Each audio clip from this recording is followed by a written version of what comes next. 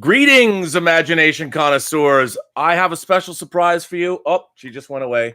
Not only do I have Gilbert, but Gilbert has a new sibling. Gilbert has a new sibling, and this is her. It's Tallulah. Tallulah is an Irish doodle. She's 6 months old. She just came from the East Coast. She was with Elizabeth's brother. She came from an Amish family in Pennsylvania. And we have adopted her. She is now ours. And her and Gilbert have become already the best of friends. They're pretty much inseparable. So now we have two doodles. It's doodle mania all up in this hizzle. Right? There you go, babe. I've never seen two dogs. You want to see some heartwarming stuff. Watching these two meet. We took a day to let them meet, come together, but they're amazing. So anyway, greetings, imagination connoisseurs. It is once again I, the notoriously sanctimonious RMB here. I'm sorry I wasn't here yesterday. I had work to do, and I couldn't get on, and by the end of the day, I was too tired. I didn't want to do a night chat, so I apologize. I apologize to my moderators who are wondering what the hell is that guy doing. Thanks for being moderators, by the way. But I'm here with you, the Post-Geek Singularity, today. And it's very exciting to be back with you. I got to tell you, I was not even a dog owner 2 years ago. I'd never owned a dog in my entire life. And now we have two. And they are amazing. They cannot stay apart from one another. It's unbelievable. I'm worried about codependency, but what can I say? These dogs are hella adorable. A lot of stuff has happened in the last couple days, most of which we've covered on other shows, but I have yet to weigh in on Star Trek Picard. Not only have we seen a brief clip of what the Starfleet uniforms look like, but of course yesterday, surprisingly, they dropped a teaser trailer for Star Trek Picard, which I didn't know they were going to do. We're pretty far away from the debut of the show.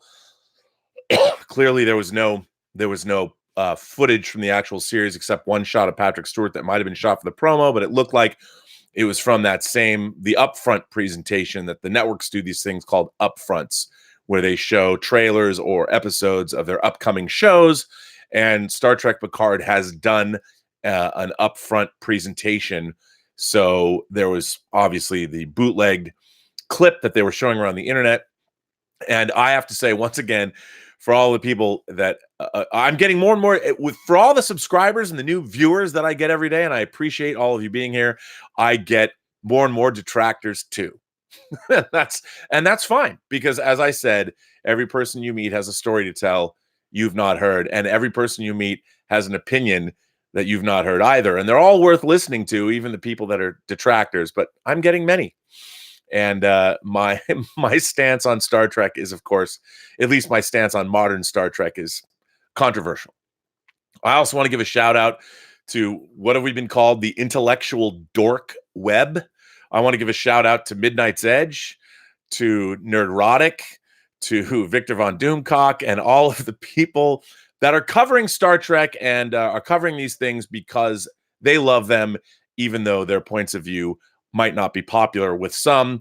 I really enjoy the work they're doing, and I do watch their channels, and I encourage everybody to experience all kinds of points of view. And Trek Yards is another place I love. I like watching everybody that is doing ongoing commentary about Star Trek. I enjoy it, whether it's favorable, not so favorable, angry, whatever. I do think that it's worth watching. Now, as you know, I always like to start these shows off with letters. I have a lot of good ones, a lot of diverse letters today. And if you want to write me letters, please do so at my website, theburnettwork.net. And if you don't want me to read your letter, please say you don't want me to read your letter. If you want to send me in a letter you want me to read, but you want to be anonymous, please say that. That's good too. I just love hearing from you. I think that's what makes this channel great, is we can get everyone's opinions and sort of do deep dives into these things. This first letter comes from James Jennings. Dear Rob, I just wanted to let you know that you're doing an amazing job with your channel. Pop culture is becoming more and more polarized with politics and fan wars than ever before. But with channels where a space can be created to discuss, not jab and poke at one another, there is hope that we do not destroy the very things we love with our own extremism. Absolutely. But I also noticed how creators were becoming more acidic to fans. I started to notice things were amiss with Star Trek 2009, where J.J. Abrams was talking about accessibility for non-Star Trek fans, essentially flipping the formula that Star Trek has followed for 30 plus years, drama with action for drama, a la Star Wars. The need to reboot seemed like an awesome idea. New ideas, new approach to characters. I thought a Spock and Uhura romance was neat and was ready for stunning visuals. It seemed like an awesome opportunity. But it was not really a clean reboot. Old ideas were being mined as soon as Star Trek Into Darkness, instead of taking Star Trek into its new direction. Multiple questions went unanswered in the new universe, the NU, that could have opened the door for new stories to be told. Instead, we were getting statements like the J.J. Abrams films, where we were stuck with canonical problems. If an alternate reality had been created, opening the door for new possibilities, then why were there canonical problems? The point of the reboot was to get out of canonical problems. This is worse when creators blatantly fib or are so out of touch with what they are creating that they look disrespectful to the fans and the very canon that went before them. During Star Trek Discovery's first season, classified upon penalty of treason, oh no, a picture was released with the new Klingon design, and the staffer that posted the pic said that these were not Klingons. Turned out they indeed were Klingons. Considering that the Klingons had a visual update in the NU, the new universe, that was not explained, but again could have been an interesting story to explore, and the new Klingons presented in the Prime timeline were radically altered, something seemed off. When the stories behind the scenes revealed licensing issues and 25% alterations, the sour cloud of a cash grab became more and more inescapable.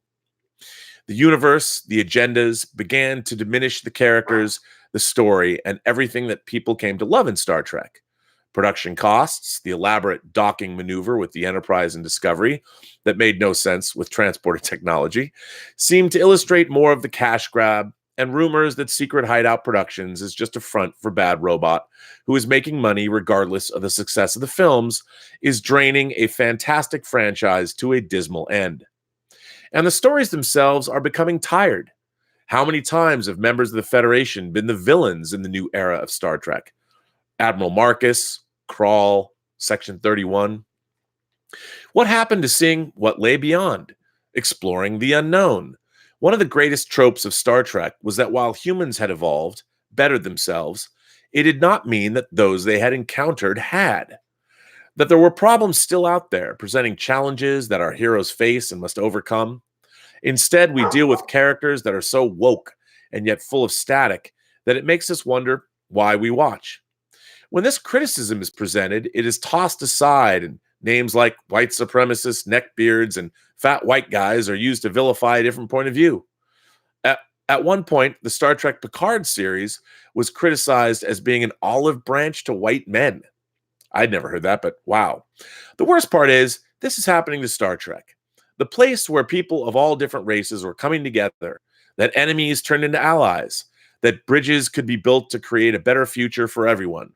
Instead of showing a universe that is bold and diverse, we are anchored to politics and agendas that are polarizing and exclusionary, the opposite of everything Star Trek represents.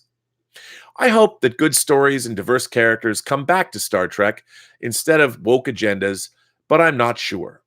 Star Trek Discovery has been thrown 950 years into an unknown future, a premise that actually sounds really cool, but is held back by characters that people don't really care about. Maybe we will see a shift, but for some reason, I don't think that's going to happen. And that's sad. Well, thank you for reading. Warm regards to all the imagination connoisseurs from all backgrounds and all walks of life.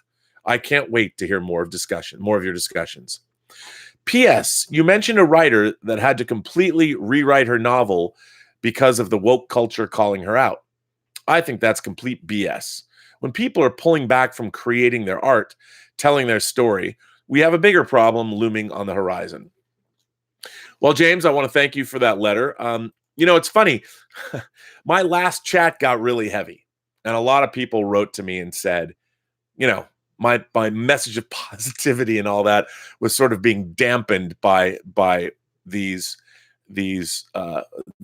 topics that I chose to cover. Now, that only comes out of my own paranoia about the idea that the things that I love, the stories I love, and a lot of the stories I love are very edgy and deal with some very controversial material, that those things, especially in the wake of certain debates and the abortion laws, the draconian abortion laws that have been passed in various states in this country, there are things around the zeitgeist that lead me to believe that there are things to fear. And the thing that I fear most is the fact that human beings will no longer be able to share ideas for whatever reason. We have regimes now, China, for instance, they have social currency now, that if you're not up to snuff on their social media in a very Black Mirror turn of events, you can be barred from traveling throughout the country. I mean, there are some very real, very dystopian science fiction things that are being played out today all the time. Now, that said, I still believe that we're also doing some great things. The privatization of the space program, for instance, there's a lot of great stuff happening. People, despite what everyone's bitching and moaning and screaming about, people have more inclusion. People are dying at later ages. There's more going on in human history now. Humanity is better off now than we've ever been in the history of our species. And that's something we can't forget. We get too caught up in the minutia and the ridiculous. Well, it's not minutia, but on a global scale, it is. So I think that for the most part, I was just lecturing today. I talked to 2 different classes in Northern California, and I ended with this. It was their last day of class. I said, there's more opportunity now with the technology that exists to get into media arts, or if you want to be a filmmaker, or you want to, whatever you want to do, you can even make a feature film now and can control your own distribution. It's an amazing time to be alive, and yet we're all angry and screaming and yelling at each other. And I understand why. In my case, Star Trek Discovery bothers me. So I understand why people are angry. But here's the thing that I want to be clear about before I address Star Trek. The people that are making all forms of media, they want to make money. It is a product to be sold. It costs a lot of money to make. It costs a lot of money to market, and people expect to make a lot of money in return. And the way they achieve that is by appealing to the largest number of people that they can. And like I've said before, they don't care about fans, because fans are going to show up anyway. Every person that says, I'm going to boycott Lucasfilm and I'm not going to watch the new Star Wars movie, is lying. They're lying. They will. Whether they watch it on a streaming service, whether they wait to watch it on home video, they're going to watch it. I know. Look, as much as I might not like something, as much as I might despise Star Trek Discovery, I still tune in every week. I watch every episode, and I hope, you know what? I hope this next episode's great. I honestly do. I think that. I think it's great. I want it to be great. But here's the thing. The problem as I see it, is that when it becomes simply a money-making proposition, when you're in it for the money only, ultimately you lose your soul, and the work that you're making is never going to be as good as it should be, because your reasons for doing it, if it's only the money, especially if you're working in television and you're working in movies, if you're only in it for the money, your work will suffer, and it's never going to be as good as it can be. I want to encourage all of you. A friend of mine, somebody who was an early supporter of my work, who later became a friend, Zach Stentz. Zach Stentz, who co-wrote X-Men First Class. He co-wrote Thor. He co-wrote Agent Cody Banks. We finally got to work together on something. He wrote a film called Rim of the World that McG directed. Now, I know that Zach, it dropped on Netflix today, well, at midnight. I have not seen the movie yet, but I'm going to watch it this evening. Very proud of Zach. I love it when people I know get to make something, and he wrote it, and he's been pimping it out on social media. Zach Stentz is someone I look to as sort of the perfect person, the perfect entertainment industry. I don't know what you call him, talent. The man, first of all, loves culture, and he loves writing, and he loves storytelling. Whatever he's doing really comes out of love. Now, he's got a family. He's got kids. He's got 2 dogs. He's got a wife. So everything he does, sure, is motivated by making money. But he didn't get into this business simply to make money. He came into this business because he, first and foremost, loves telling stories. And talk about, so he's written a novel along with Ashley Miller. And he's somebody that I look to aspire to be. And to me, he's he's threaded the needle. He's done some good business, and he's done some great work, and he's told some great stories. And he has a movie out today on Netflix, Rim of the World, about, I don't know exactly what it's about, but kids at a summer camp end up having to fend off an alien invasion. Count me in. So I think it's great. Now, when it comes to Star Trek, I think the problem that I've had since 2009 is we had to endure J.J. Abrams. I've loved Star Trek my whole life. I've worked on a professional capacity with the Star Trek franchise, but not exactly creating new official Star Trek. I never was able to do that, and it is something that I've always wanted to do. But it really has bothered me how the franchise, the custodians of the franchise over the last 10 years, being Bad Robot, J.J. Abrams, Secret Hideout, Alex Kurtzman, have handled the franchise. Because rather than do what, say, Kevin Feige has done, Kevin Feige, to me, what they did with the MCU is they honored where it was coming from. They honored the source material, and they adapted it. They made it their own within the MCU. They made significant changes to things from the comics, but they were always looking to what had come before to inform their choices. Now, Star Trek Discovery began as a prequel series to Star Trek. That was how it was conceived. That's how the first showrunner, Brian Fuller, tried to make it and deal with it.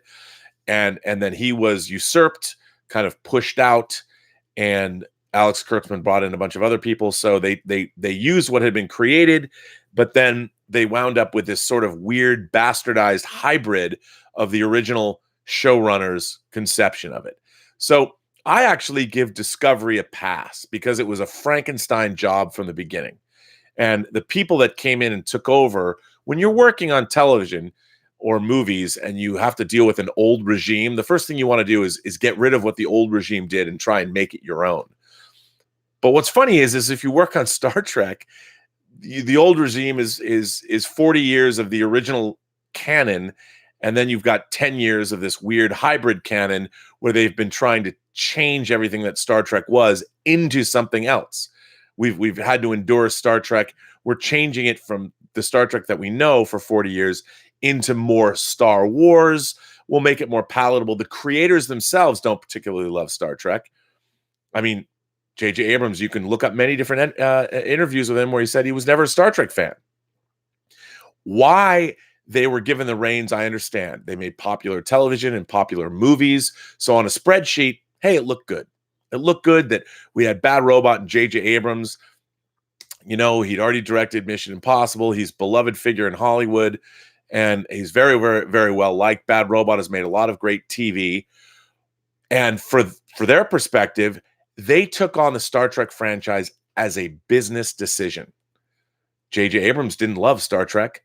And so for the last 10 years, we've been dealing with Star Trek as a business and nothing else. And they keep trying to look, as much as I loved the Fast and the Furious franchise, it was interesting that they pick a director who I really did adore. As everyone knows, when he came aboard and did Fast and Furious Tokyo Drift and created the character of Han that he brought over from A Better Tomorrow, I loved the four Fast and the Furious movies. And so I was excited. But the problem was these 3 films, the 3 Bad Robot movies, do everything they can to not be what Star Trek at its essence is. And I won't get into all that, but I didn't want to get into Star Trek sucks, because I don't. I love Star Trek. But so Star Trek Picard is a very interesting proposition to me, because you're taking, you've got Patrick Stewart, who was convinced to come back. He was convinced to come back because Star Trek Discovery probably was not the hit they'd hoped it would be. So what is the safest thing they could do?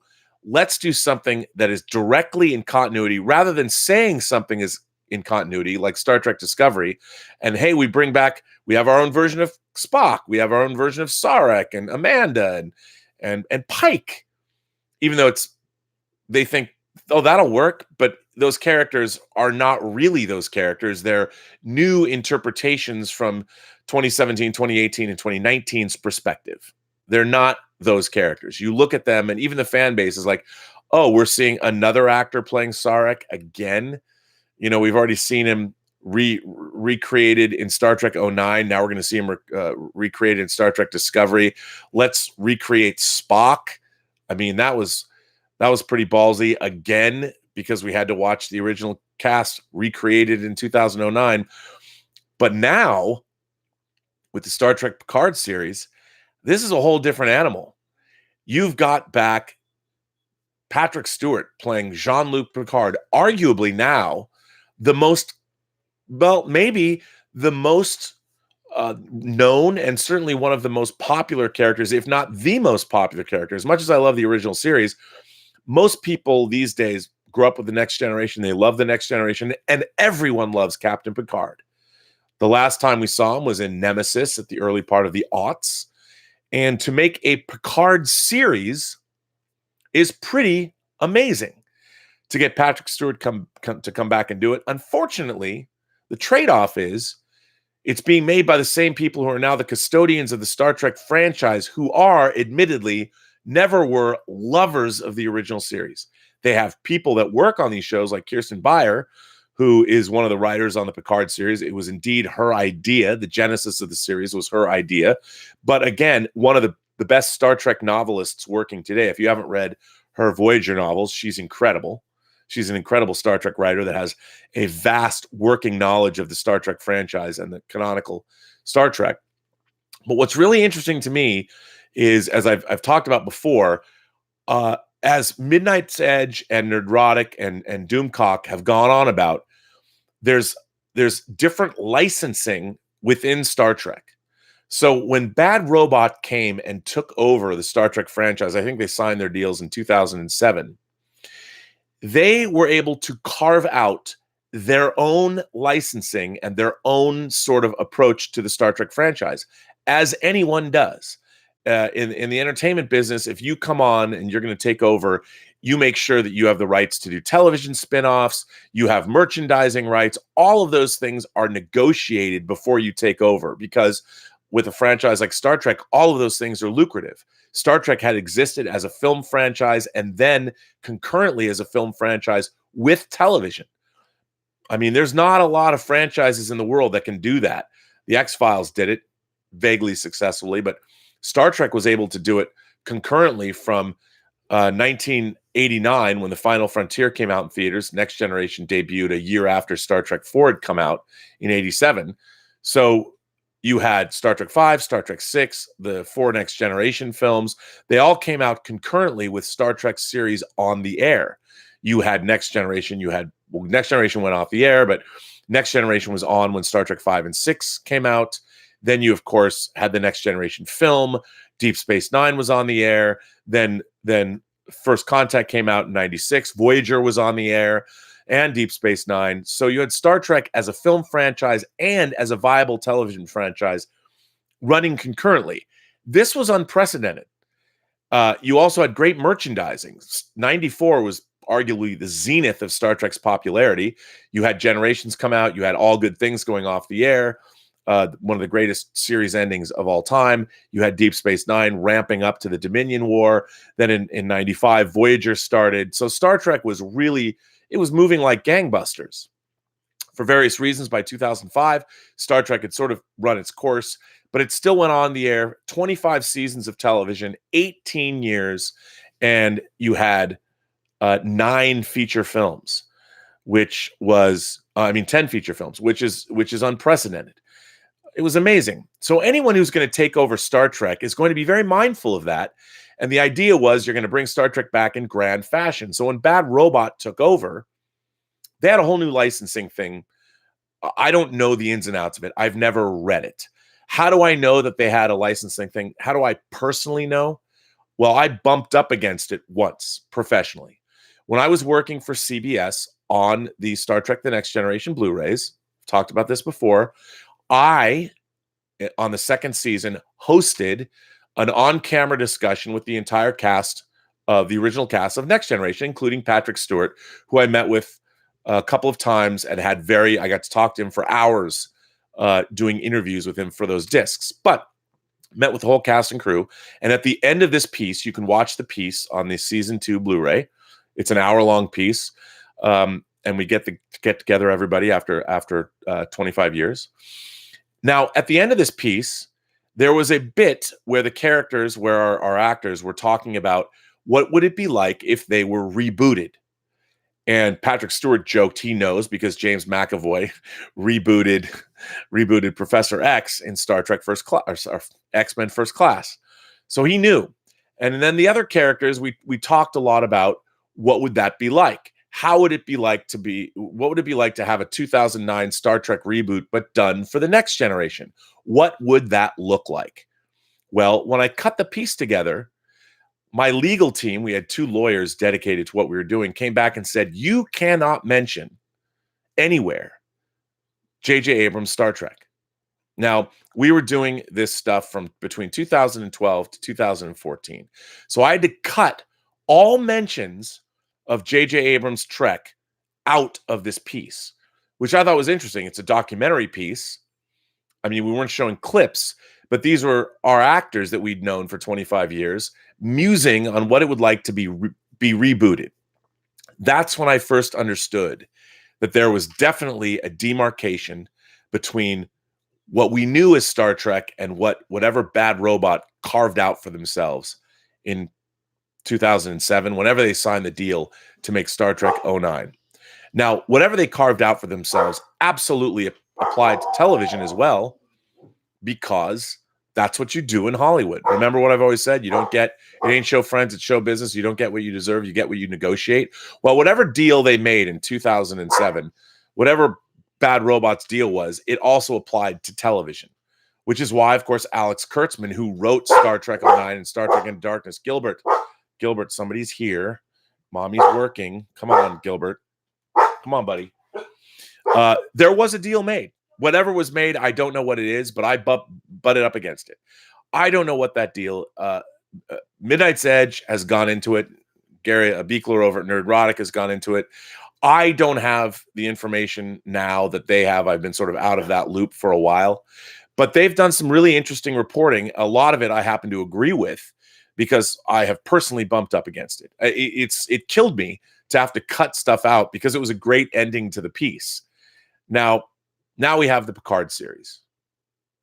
Now, here's what I find very interesting about the Picard series. You've got Patrick Stewart coming back playing Jean-Luc Picard. The only thing we have that's analogous to that is when Leonard Nimoy came back and portrayed Spock Prime, or the Spock from our universe, who went into a different universe. So all of that works. Now, Midnight's Edge has reported a lot that there's a clause that says whatever Bad Robot's doing, it has to be 25% different than the original canonical Star Trek. And the canonical Star Trek is defined, when I say canonical, that's the original series, that's Next Generation, that's Deep Space Nine, that's Voyager, that's Enterprise. Those shows. I also consider the animated series to be canonical, but that's just me. So the Star Trek that existed from 1966 to 2005 is the canonical Star Trek. Now, as defined by what Midnight's Edge was saying, and what Doomcock has said, and what Gary Beekler has talked about at Nerdrotic. Now, I don't know if this is actually accurate. I haven't talked to John Van Sitters about this, but there's now this new Star Trek Prime timeline that is different from what I would think the Prime timeline is, but they're calling it the Prime timeline, or at least it has been christened that by the intellectual dork web. I can't speak necessarily to the accuracy of that name, but there is a new Star Trek canon as defined by what went on, beginning with Star Trek 09, now with Star Trek Discovery, and now with the Picard series. Now, I find that interesting. As people know, in Star Trek 09, they establish that in our universe, meaning the canonical Star Trek universe, even though it's not really the canonical Star Trek universe, it's not the Star Trek universe from 1966 to 2005, because what they describe in Star Trek 09 hadn't happened in that universe. But what happened was, and this is very significant because it's alluded to in the Picard trailer, Romulus is destroyed. The Romulan star empire was thrown into a state of disarray because the Horus star, whatever, in a ridiculous bit of not understanding science, a supernova threatened the entire galaxy. Well, let me tell you, you know how long it would take for a supernova to threaten the entire galaxy? A long time, if ever. But Romulus was destroyed. And how that was, we saw little flashbacks to that in Star Trek 09. Then we also saw, if you read the Countdown comic book miniseries that was published by IDW, which was it showed the next generation, it showed Data, it showed Captain Picard, but it was done under the auspices of Bad Robot. So their version of the next generation was different than the next generation we'd seen. The uniforms were different. Were they 25% different? I don't know. They were different. But still, they were dealing, Alex Kurtzman and Bob Orsi were dealing with this new version of the next generation, but it was supposed to be, they would allude to the fact that it was our timeline. It was canonical Star Trek. At least that's what they would have had you believe. That's where they tried to make it come from. So they actually did cover that, and they couldn't have done that comic. It was an officially licensed comic, and it was done under the auspices of the men that wrote Star Trek 09 and Star Trek Into Darkness. This is kind of I know it's kind of weird, but so we did see their version of Data, Picard, the crew. Why is that important as regards to the Star Trek Picard series? Because, and by the way, this Countdown comic was all about what possessed Nero to go back in time, how his ship was Borg technology. A lot of stuff was covered there, but it was still all done under whatever this new licensing agreement was. The new Star Trek Picard series, as we now know, if you've watched the teaser trailer directly refers to elements from the Star Trek Countdown comic, specifically the destruction of Romulus, even though they don't say it by name. The voiceover in the teaser trailer, if you haven't watched it, specifically alludes to the fact that Picard commanded the largest rescue armada in history. Now, I would assume that refers to all of the people that they had to ferry off of, the people they had to save from Romulus. I mean, what else could it be? They've already done it. It's already there. It's already something that Kurtzman was responsible for writing. So we know that what they're referring to is not something, because I don't know if they couldn't, but because it's something they already created. The destruction of Romulus did not come out of the next generation. So if they have to make everything 25% different, and so that happened in their timeline 15 years prior to the beginning of the Picard series, which is pretty much almost exactly how much time transpired between Star Trek Nemesis and where this new Picard series begins. So sometime after Star Trek Nemesis, the Romulan, and you know, it makes sense. The Romulan Empire was sort of in a state of disarray after the events of Nemesis. And why not? They weren't able to get it together to save themselves when this supernova happened. So Picard stepped in and helped them out. And then something after that, within that 15-year period of time, another cataclysmic event. I don't know if it's the same one, but they refer to something else happening that caused Picard to leave Starfleet for whatever reason. We don't know. I'm sure we're going to find out. But everything that they tell us in the teaser trailer for Picard, in terms of the events of Picard's life, it all had to do with the creation of material that Bad Robot created. If you watched Midnight's Edge or Nerdrotic, you already would have known this. This is not some revelation, or any fan could have ascertained this. Now, what I find also very interesting is, of course, there were 2 episodes of Star Trek: The Next Generation where we see Captain Picard going back home to Le Bar, France, and seeing his family homestead, which is, of course, also has a vineyard there. We saw, of course, the second episode of the 4th season, Family, which was basically the 3rd part of the Borg. I call it a trilogy because Best of Both Worlds, part 1, part 2, and then Family, which was kind of a coda. To me, they're all one story. We got to actually see for the very first time the Picard vineyard. We saw it a second time in the original Next Generation series, in the final episode, All Good Things. So what I thought was very interesting is the fact that they choose to show us a teaser where it harks back to just 2 of the 178 episodes of the original Next Generation series. They just were there twice, but definitely a part of Picard's past, insinuating that he retired, which I like. Now, don't get me wrong. I think it's great. I love that they did that. I often maintain that wouldn't it be great if for this new Picard series, the opening of the show is exactly the same opening, except, with modern, make it a little bit more expansive. The exact same opening as All Good Things, and LeVar Burton shows up, and it's the exact same conversation between Geordi and Picard, but slightly different, maybe 25% different. So you see this, so we know the setup to the show. But what I found interesting about this teaser is there were those gigantic buildings in the background of the Picard vineyard, the same kind of buildings we saw in Star Trek 09. So, to my mind, this is absolutely, without a doubt, set in this new universe. Whatever the Bad Robot, and now I guess Secret Hideout.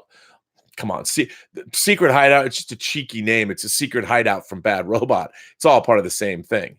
I think about Secret Hideout as the tree fort that they've built somewhere. There's Bad Robot, the secret parent company, and the tree fort is literally Secret Hideout somewhere where they're making these Star Trek shows. They're running the show. But of course, Bad Robot is behind it all, because why wouldn't they be? They already made those deals. They already negotiated it all back in 2009, a decade ago. And then, of course, we saw in the upfront presentation, we got our first glimpse of Star Trek uniforms. And as many people have pointed out before I have, those Star Trek uniforms that we saw, where the one guy was wearing, are redolent of the comic book uniforms, the higher collar, the smaller V-neck. So all of this stuff has already been established in the Bad Robot universe. Now, the problem that I have with that is that means that this Picard series can never be 100% canonical to the Next Generation, which seems strange, but true. So the Next Generation is not exactly the Picard that we're seeing, the Jean-Luc Picard that we're seeing is not the same Jean-Luc Picard that is from our beloved TNG series. Now, that's kind of weird. I mean, it's so everything that happened in the Next Generation is not going to necessarily be what happened to the Picard in the new Picard series, because it can't be. It has to be different according to this licensing agreement. Now, this does not mean that I'm coming out and saying, screw that show. This does not mean, I'm not saying that I will hate the Picard series for that reason. I'm not. I want the Picard series to be pretty good. I want it to be great. As a matter of fact, I hope it's the best Star Trek I've seen since, well, maybe the 4th season of Enterprise. And some of Star Trek Online is actually intriguing. But I want this to be, because I think that the decade that we've endured of Bad Robot stewardship of the Star Trek franchise, all the way up through the first 2 seasons of Discovery, has been not good. So what I want is I want this Picard series to be great. Now, this doesn't bother me as much as I thought. It does not bother me that this show cannot be canonical to the next generation. I think it's a little weird. Especially what does bother me is the fact that we're shown next generation-esque uniforms that were replaced. It's almost as if, and the poster for Star Trek Picard, if I might get a little weird, they used the TOS Star Trek logo on the image, and then the signs post. I call it the signs poster because the M. Night Shyamalan. It looks like the M. Night Shyamalan signs poster, but instead of weird symbols cut into the wheat or whatever, they actually have the Delta Shield, the insignia from the original series, which is strange. It's not a next generation comm badge. And when I look at all this, first of all, it makes my gums bleed because I'm like, wait a minute. Why aren't you using, when you say Star Trek, why isn't it the next generation font? Why is it the original series font? And somebody, people are like, oh, you're a nitpicker.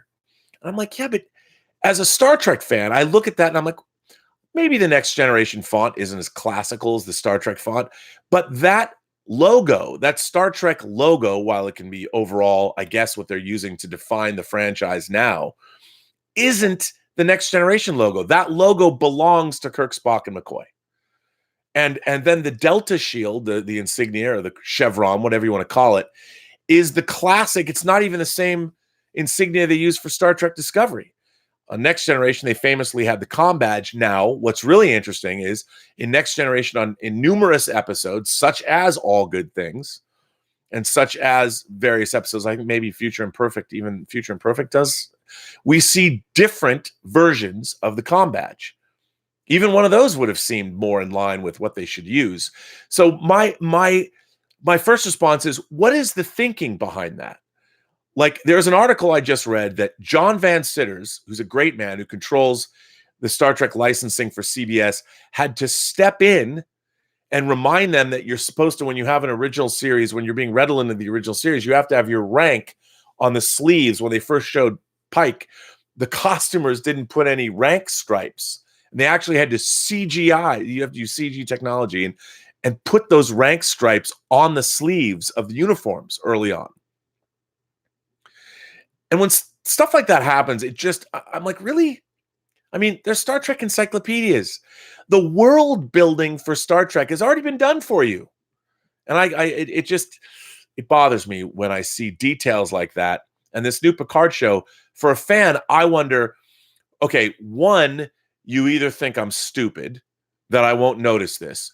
Two, that it really just doesn't matter when it does matter. And three, how is this supposed to excite me as a fan when I see such blatant mixed messages being given to us? We're seeing uniforms that would be, I mean, if this is 25 years after the end of the Next Generation and 15 years after Nemesis, those uniforms that we're seeing, what are they went back to uniforms that are how old now? Or that style? Or I guess they brought them back and gave those high collars that don't nearly fit well enough, at least from what we've seen.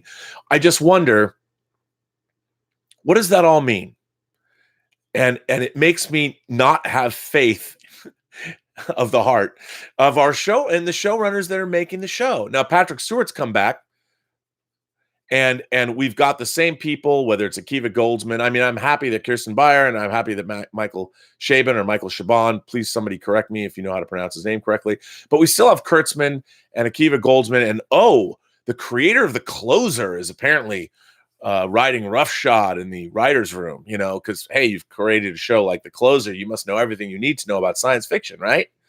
So there's all these people working on this series. And when they give us a poster, this first image from the Picard show, which has all of these mixed messages, and I'm seeing a lot of mixed messaging in this Picard series, I wonder, what are they doing with it? Where are they going? Now, I want to love this show. I want it to be great. I really do. I want it to be the best Star Trek I've seen in 20 years. I would love it to be that way. You've got Patrick Stewart coming back, even though it's Captain Picard, not from the Next Generation, but from Bad Robots new prime version of Star Trek. So he's not the canonical Captain Picard that we know.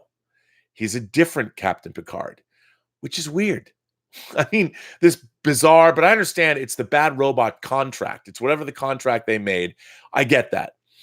But that doesn't necessarily mean that the next generation happened. And as a fan, it's like, how can that be? I mean, Countdown happened. The Countdown. It's weird to think that a comic book is more canonical to the new Star Trek Picard series than the very series that he came from out of 7 years and 4 movies. It's really strange. And I that's what I wanted to get off my chest on this Friday. But I really wanted to read a few more letters. And one comes from, this is an interesting one that goes back to, well, you know what? I'm going to save this letter. I'll read that one later. But this goes into what I'm kind of talking about here. I like this letter. This letter comes from James M, and it kind of speaks to this topic. I have a question about old TV shows, but first I need to give you a brief background so that everyone can understand how a 20-year-old guy even knows about them. My parents made a decision when DVDs started to come out that instead of paying the high price of cable for channels that we weren't going to watch, they would buy the shows and movies that they remembered liking. James, you had great parents. They had the mindset that if us kids didn't like what they were watching, then we could go read or something. So I've seen old shows like The Adventures of Ozzie and Harriet, The Jack Benny Show, My Three Sons, and Remember When, WENN, a show set in a radio station during, I think, the 40s, but the show was aired in the 90s. Also, good movies like the ones the Marx Brothers did and Abbott and Costello did. My question is, what will happen to the old TV shows and movies? They are good, clean, at least by today's standards, fun. And with all of the streaming sites popping up, do you think that there's a chance that old programs will even be put up? Or do you think, like I fear, that the networks are too afraid there could be one line or a scene that might offend someone, so that the world may not ever see or get the chance to see some darn good entertainment? Thank you for keeping a cool head and giving a polite response. Well, James, I like this letter. This is, first of all, I love your parents for doing that. I wish I have not had kids, at least none that I know of.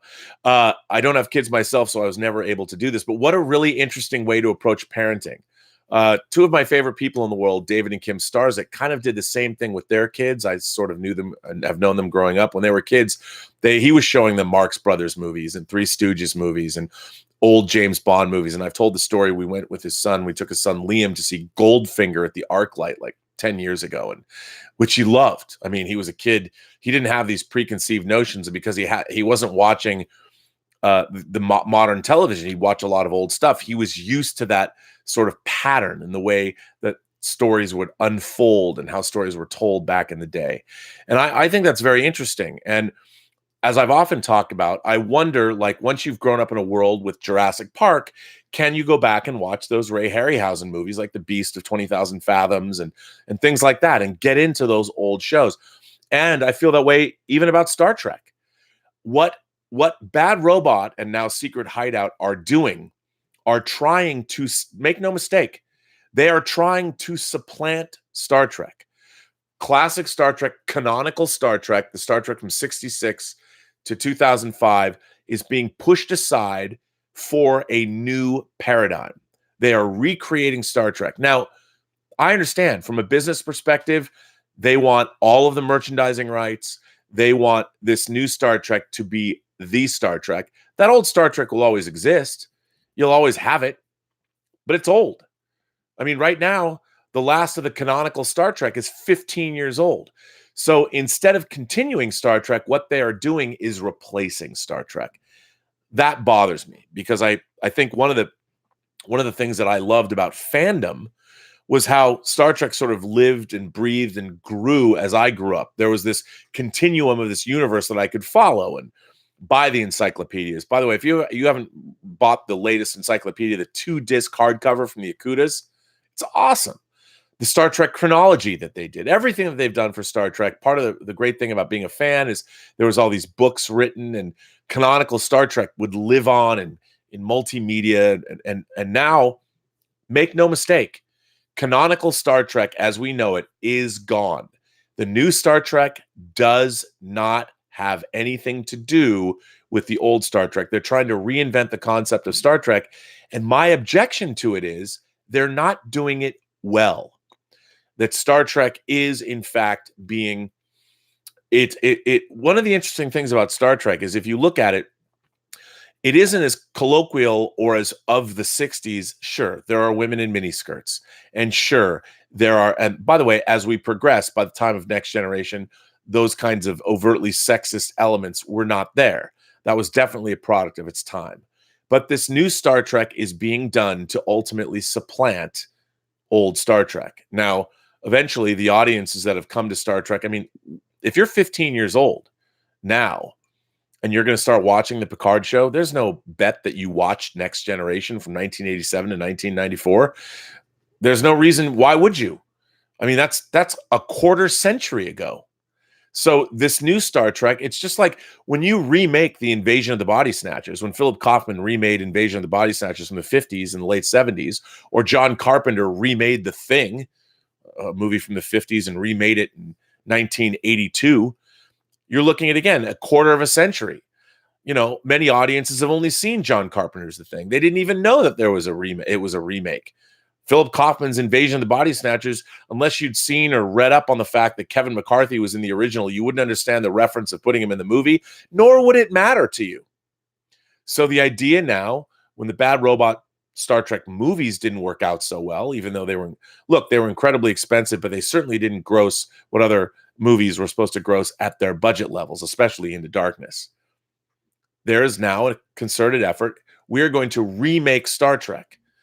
And we're not just going to remake one movie. We are going to remake the entire franchise. Now, doing the Picard series is, why not?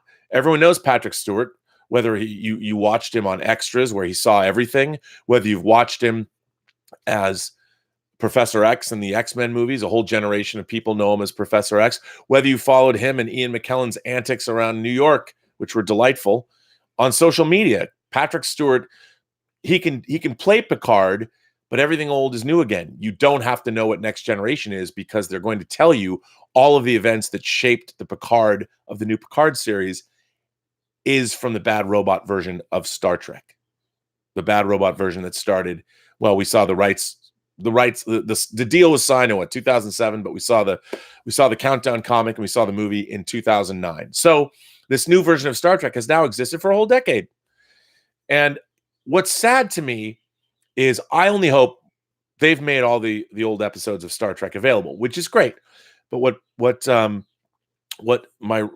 writer of that letter was saying is that what happens to these old shows, and as newer viewers become, it's really, like I've said, it's hard to go back and watch these old shows. I think a lot of them are going to be available because they can fill up space. People will find these shows if they're available. You know, there's always a nostalgic reason, or even from a sociological perspective, going back and watching Our Gang shorts, or I'm sure they won't be around very much longer because someone will say that the depictions of race in the Our Gang shorts from the 30s are problematic. And indeed they might be. But I hope, I grew up with the Our Gang shorts, Spanky, Alfalfa, Darla, Buckwheat. I hope they never get relegated to the scrap heap of history because of political correctness or they're not woke enough. Well, because the 1930s are not today. Things were different. You know, people used to die in the arena in Rome, and people would watch them fight to the death. We don't do that anymore either. So things change. But I hope that these old TV shows they survive, because I love watching old TV shows.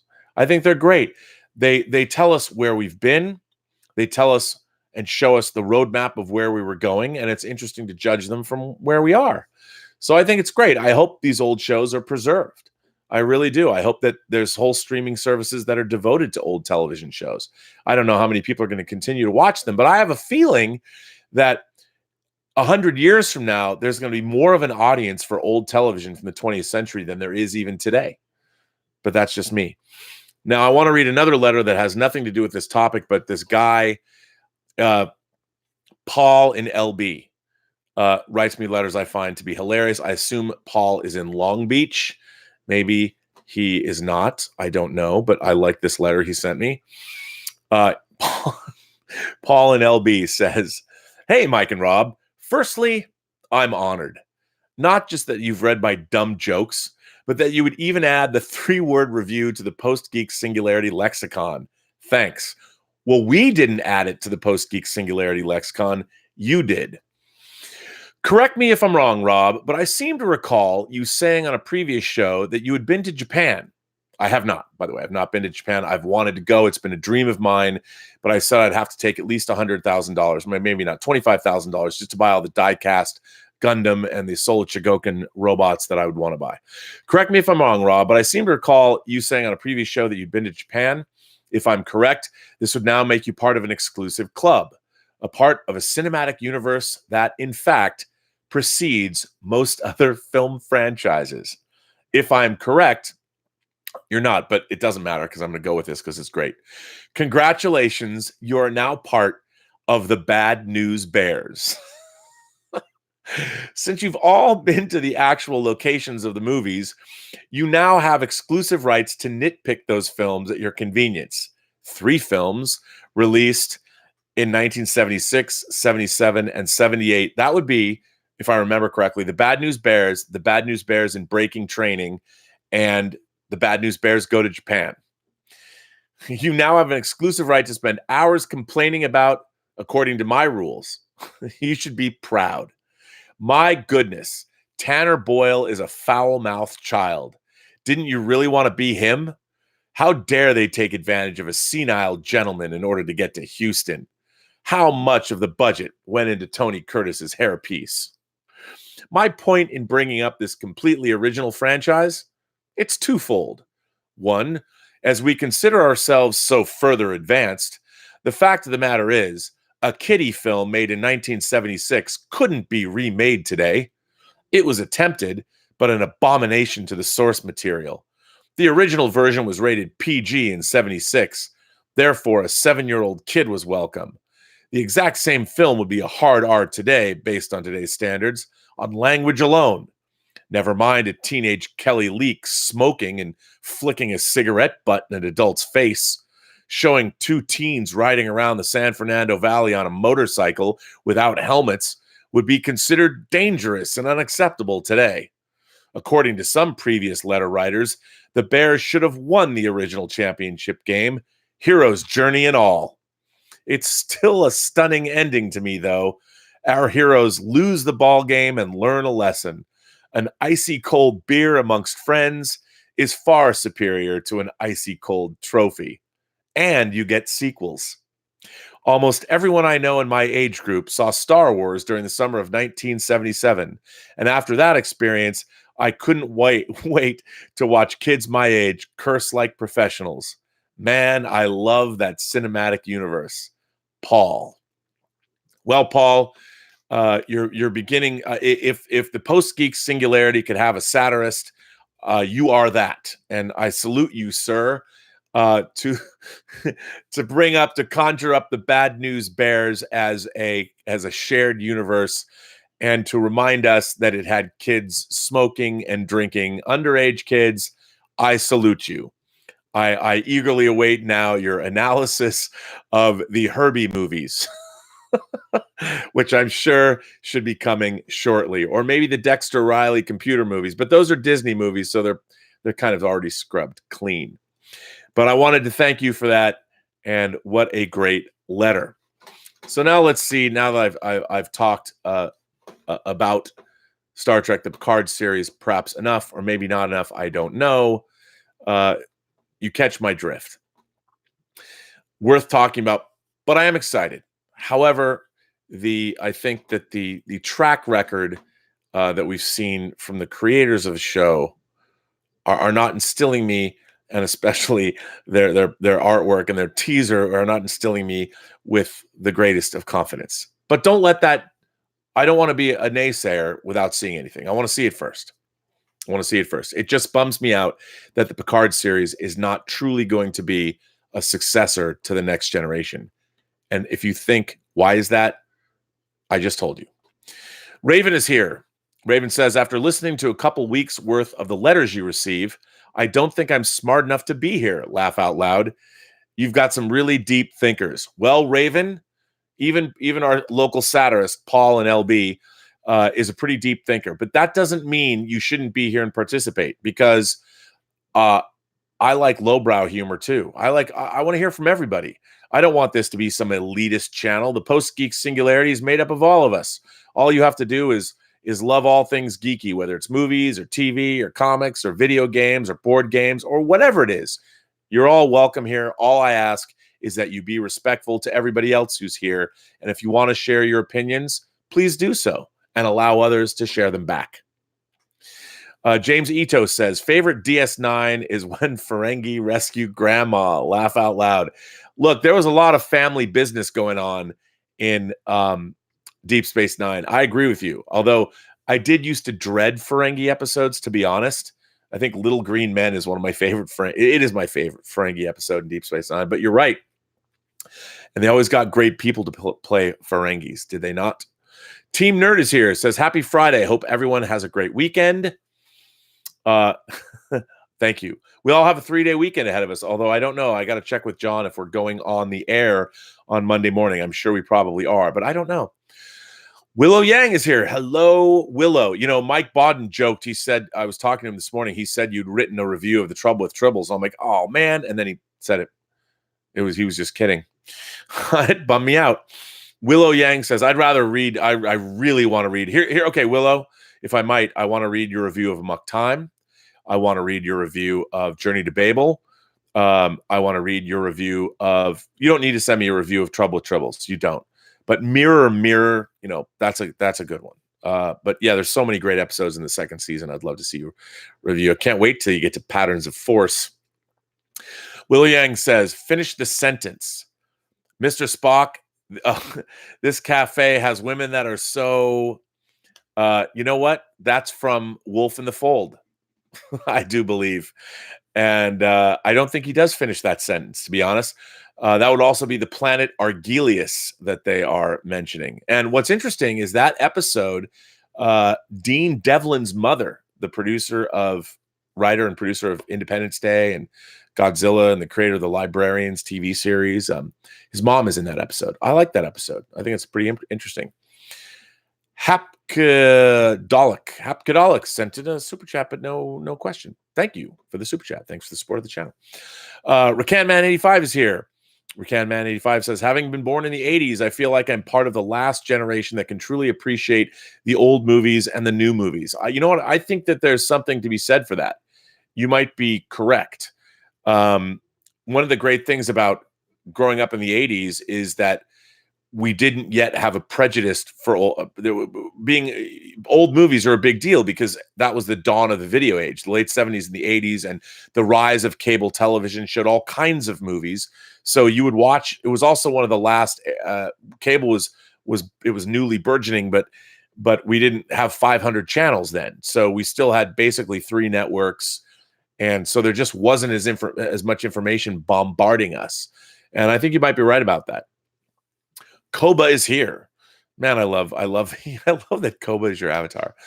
For me, at least, remakes and reboots are the thing that got me to see the original. Good point. Something not to be forgotten. I saw King Kong 1933 in 2005 because of the remake. You know what, Koba? That's a very good point.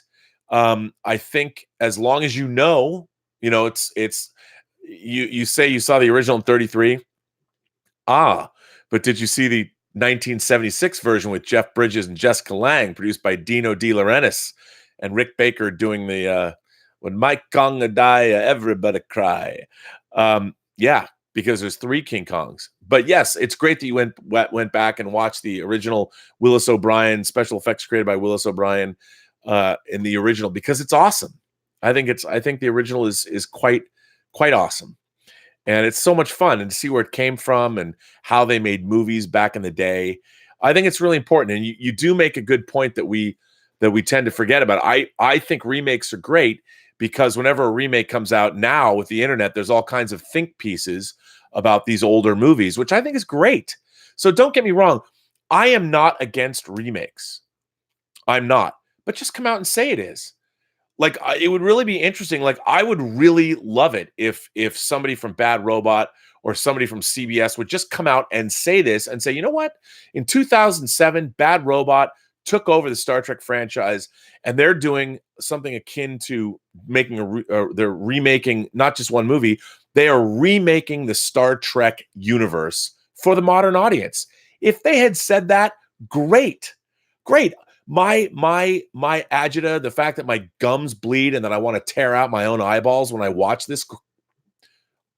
modern Star Trek, would be alleviated if they just came out and would say that.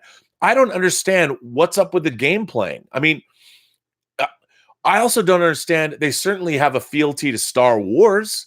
Look, I get it when they want to change the color of a TIE fighter, or give C-3PO a red arm, or put a rectangular dish in the Millennium Falcon. That's fine. But they're not remaking C-3PO. There's a fealty to Star Wars. Why not just come out and say, we signed a deal. This is our deal. And if they were remaking Star Trek and they just came out and said, we're making the new Star Trek universe, we are remaking the Star Trek franchise, I'd be like, that's interesting. No one's ever done that before. And I would accept it. I wouldn't like it anymore, but at least I would understand what is being done.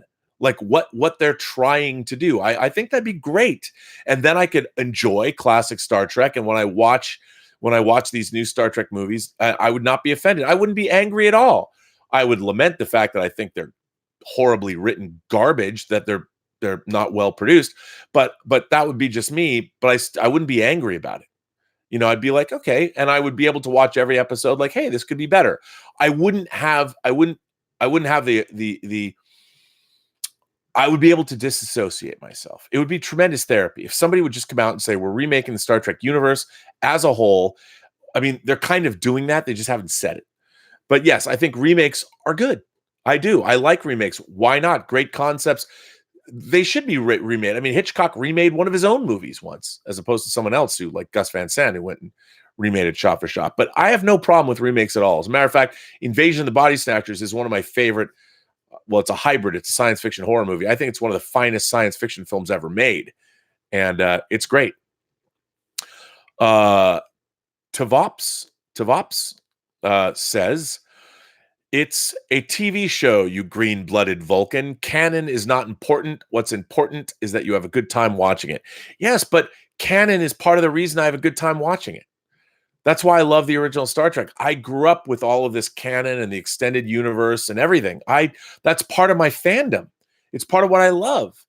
And then I'm being given a Star Trek where all of that is discarded and it's not important. And so my fandom, but you know, that's another thing, is that it's a reminder that I am, as a Star Trek fan, and Star Trek fans will understand this reference. My version of Star Trek fans give my regards to Captain Dunzel. I'm like, what's happened with Star Trek, it's all been taken over by the M5 computer, if the M5 computer didn't go crazy. And I'm one of these old school guys, so I'm living in the past. I just wish that the modern Star Trek was better than it is. I wish we had the great writers of our day writing Star Trek, instead of people that have really only written television. Thank God for Michael Chabon. Hopefully he'll bring something to the show. Stubble McShave says, question.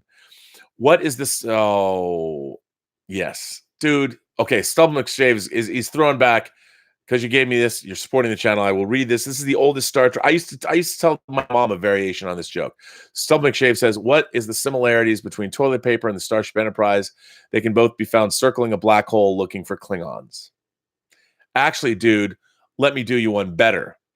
What is the similarities between toilet paper and the Starship Enterprise, you ask? They can both be found circling Uranus looking for Klingons. There you go. I've helped you out. Made your joke better, even though it's an older joke. Doshi is here.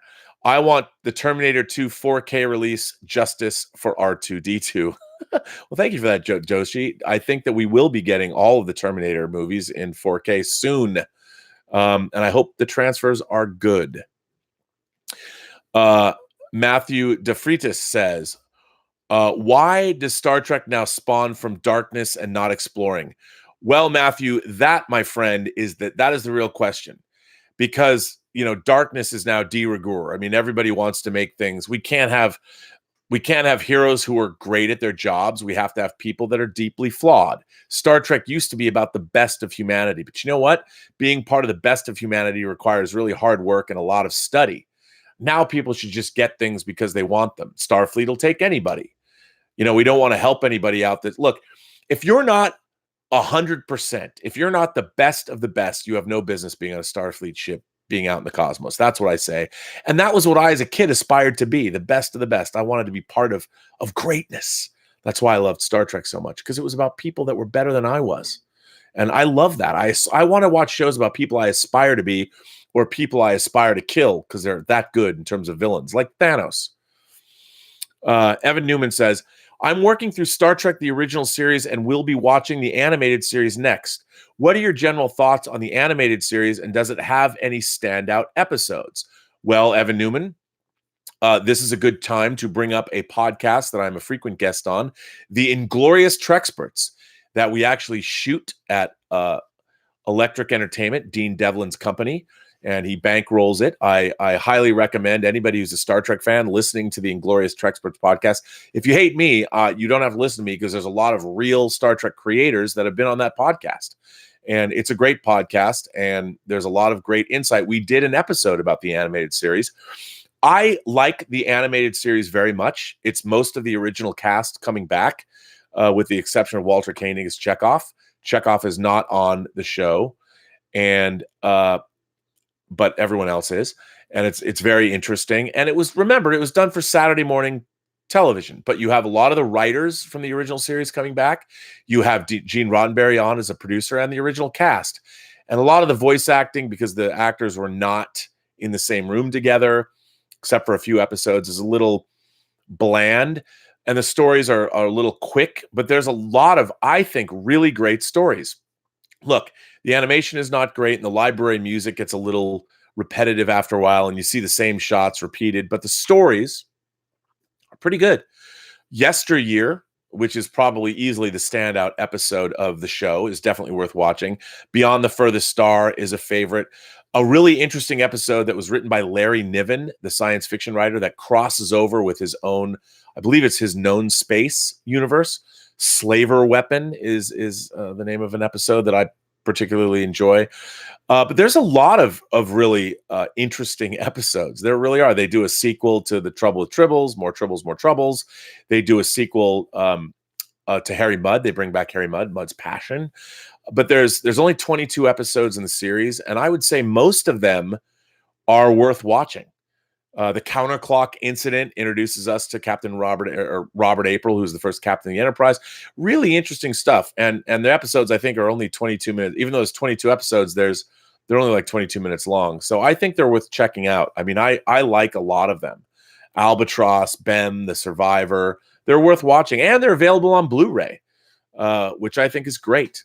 Even though I don't know if you necessarily need to watch them on Blu-ray, but they're on Blu-ray, and they're pretty good. I like them. Let's see. Victory Unlimited Show is here. I have not seen Victory Unlimited Show in a while. It's good to have you back, sir. He says, the fact that Family, the second episode of the fourth season of Next Generation, the fact that Family, the episode where Picard goes home after surviving his ordeal with the Borg, is my favorite episode, speaks volumes to how Star Trek used to place more value on substance rather than just style. Look, man, I agree with you. If you guys haven't seen Star Trek The Next Generation, I would suggest watching Best of Both Worlds 1 and 2, and then Family. And you should watch them on the Blu-rays, even though if you don't have a Blu-ray player, I understand. But watch Best of Both Worlds. If you haven't revisited Star Trek The Next Generation in a long time, watch Best of Both Worlds 1 and 2, and then Family. Best of Both Worlds Part 2 is a little disappointing, but now that we are looking back, look at Best of Both Worlds as Part 2 of a 3-part story. It's absolutely fantastic. And I dearly love that episode. I think family is great. At the time, seeing France, seeing Picard going home and seeing his older brother and seeing the conflict that existed between them. Wonderful episode. Some interesting location work. I completely agree with you. And by the way, Victory, thanks for supporting that channel as you just did. I really appreciate that.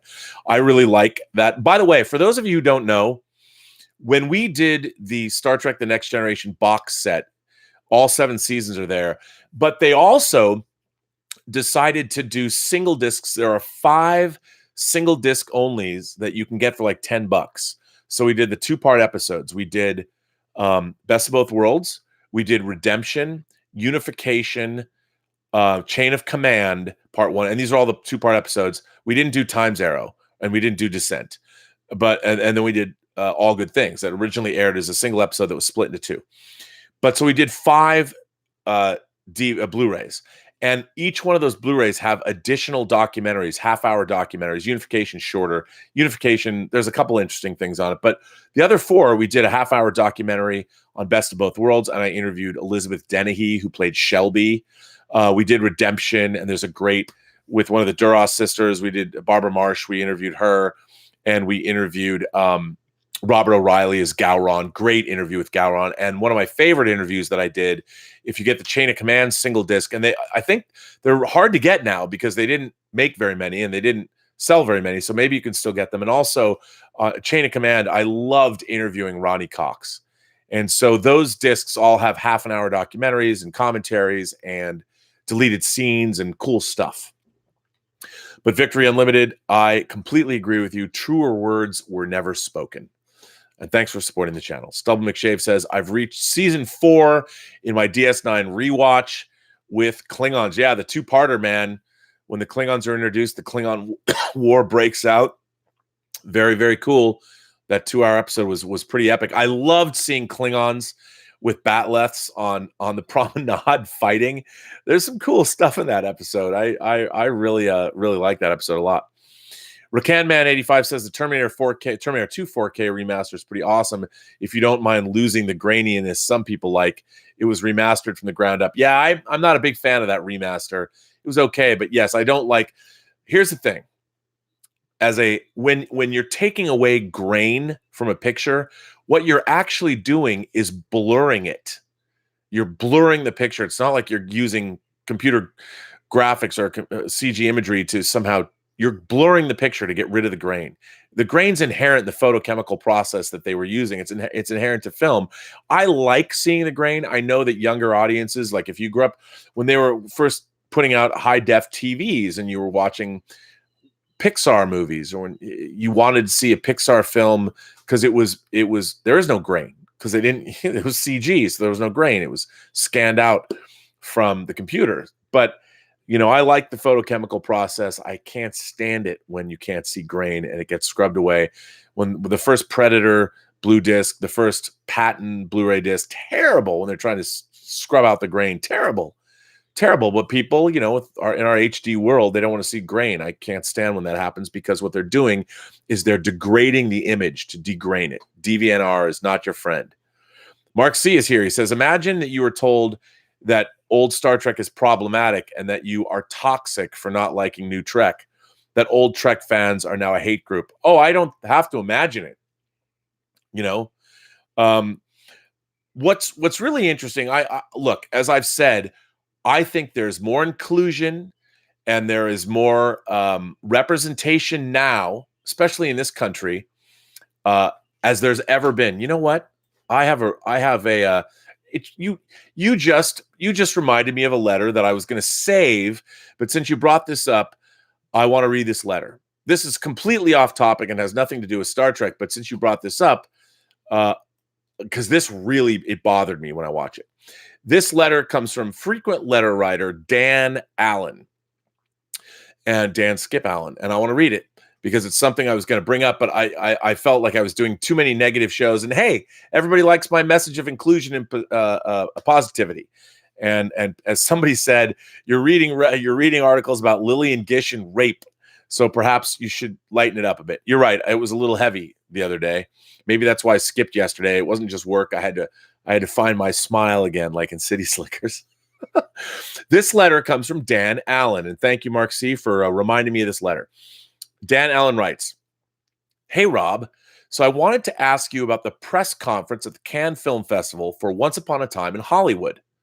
A woman from a New York publication asked a question of Quentin Tarantino and Margot Robbie, basically asking why he wrote and directed her character of Sharon Tate not to have much dialogue. Was it a conscious decision on his part? How I perceived the question was that why did you have the female lead in your film not say much of anything? Were you purposely trying to shut her up?" Quentin answered, "I don't want to." What Dan says is Quentin answered, "I don't want to answer based on your hypothesis," or something like that. He basically did say, "I don't agree with your hypothesis." And that was his answer. Curt, that was it. And then Margot Robbie chimed in and answered it from her perspective.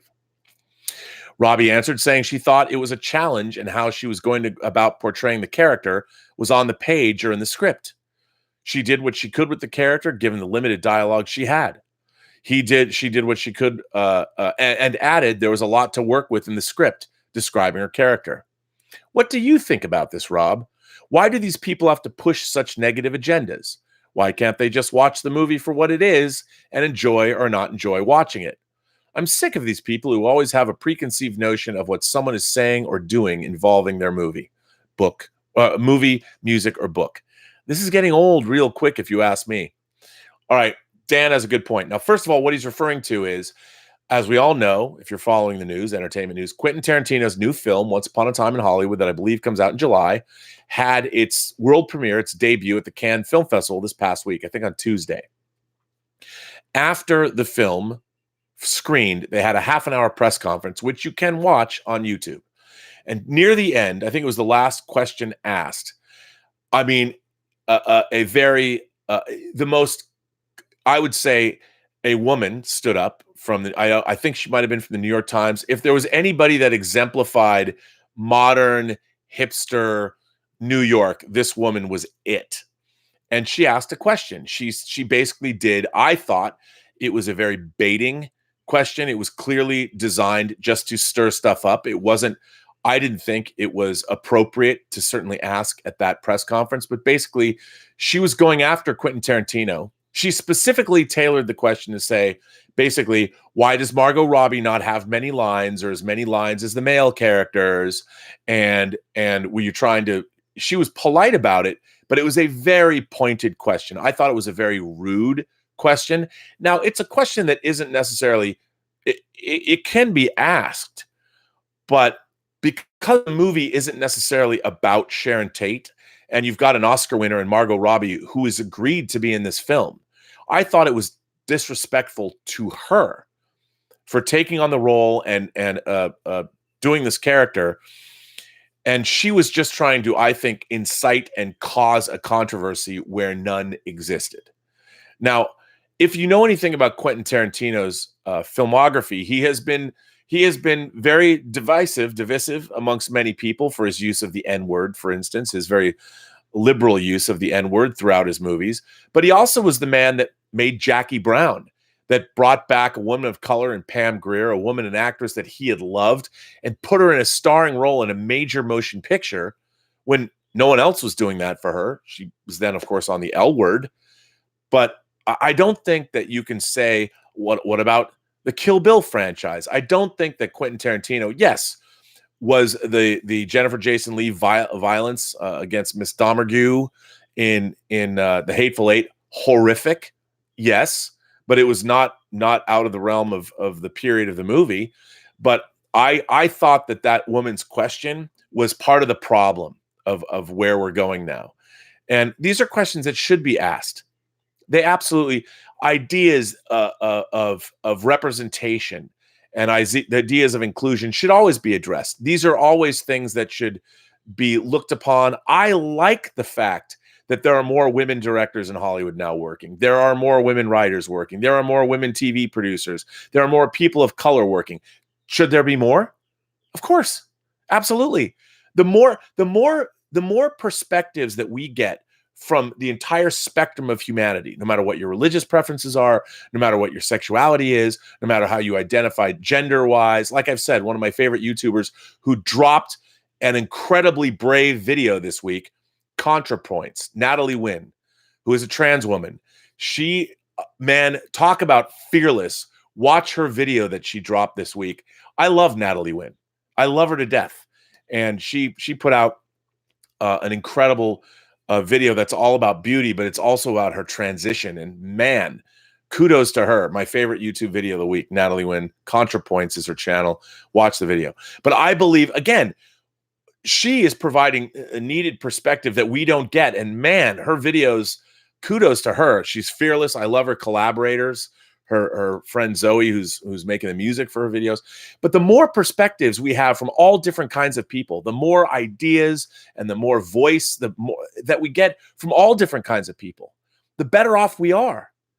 So the idea that I don't like the fact that if somebody has, like Quentin Tarantino, he's made 9 movies, he has an oeuvre that you can look at. You stand up at a press conference and you ask a question. Now, I'm not saying you should suck up to Quentin Tarantino. I as an interviewer, don't tend to suck up to my interview subjects, but I am respectful of their time and the fact that I want them to go away thinking that whenever I interview somebody, that they had an experience that was valuable to them, and they know that their opinion has been imparted through me, the opinion that they wanted imparted. I don't ever want to squelch dialogue, but there's a time and a place. If you want to do an expose about Quentin Tarantino and address this issue, I think that great, go do it. But to intentionally try and cause some static and controversy when a man has just busted his ass to get his film at the Cannes Film Festival, I don't necessarily think that's great, because it was a very provocative question. Anyway, I didn't like it, Dan. I didn't like it. I thought it was rude. You know, I think like Hannibal Lecter said, he eats the rude. Why be rude? Why be rude to a creator who's come out and created a film? If that's your opinion, write it into your review. So yes, Mark C, we are the idea that that's why I read that article about Lillian Gish and Bowling Green University. I thought it was important to read. I thought it was important to share, and I am tired that rather than look at material from days gone by, we now are deciding this material is somehow dangerous and it's not helping us move forward, and it should be eradicated or scrubbed away from the conversation, when it's that impulse that's the most dangerous one. Why get rid of any ideas, even bad ideas? That's how we learn what good ideas are. And we should share these things. If there's something that's problematic in our history, we should discuss it. We should put it up for all to see and have a dialogue about it and talk about where it came from. Do I think that, for instance, Confederate soldiers should be left in a park to be honored? Maybe not. They were treasonous against the Union. They were. And they supported slavery. And I think that those were all bad ideas that we were able to defeat and move forward. I mean, the Civil War wasn't, but that doesn't mean that you have to pretend they never existed. I think what you do is contextualize these things. Contextualize, Mark C., old Star Trek. You know, at the time in the 1960s, it was incredibly progressive. Star Trek and the Twilight Zone slipped things onto TV in the guise of a fantasy or science fiction show that never would have been on television otherwise. And, you know, just because something wasn't woke enough more than 50 years ago by your standards today, it shouldn't mean that you should scrub it or get rid of it, take it away from history. Nor does it mean that in being woke today, you should tell shitty stories in favor of your wokeness. Both are detrimental. Both are wrong, at least in my point of view, from my point of view. Duroc Media says, late to the party, but I got my first hot toy yesterday. Thanos. Sorry if you've mentioned it. Did you get yours? You rock. My Thanos is right there. That was actually, by the way, the second Thanos that came out. The first Thanos came out with Guardians of the Galaxy, which I actually parted with. I parted with my first Thanos because he was a little too small, even though he was sitting in a chair. Now we have the definitive Thanos. And so I have my Thanos. I did get rid. Part of the way I'm able to get hot toys is you part with old ones as the new ones come in. What my philosophy is, I want the best version of that character. And the great thing about Hot Toys is if you save your boxes and keep the toys in good condition, they usually don't lose their value. Indeed, most of them go up. So it's helpful. I keep rotating out my Hot Toys figures. I do have a dilemma in that the Infinity War Iron Man armor, the Mark 50 armor, and then the Age of Ultron armor, both die-cast armors are my two favorite Iron Man armors so far. And I don't know if I'm going to sell my Age of Ultron armor because I love it so much. I might have to keep my two Iron Man armors. I don't know.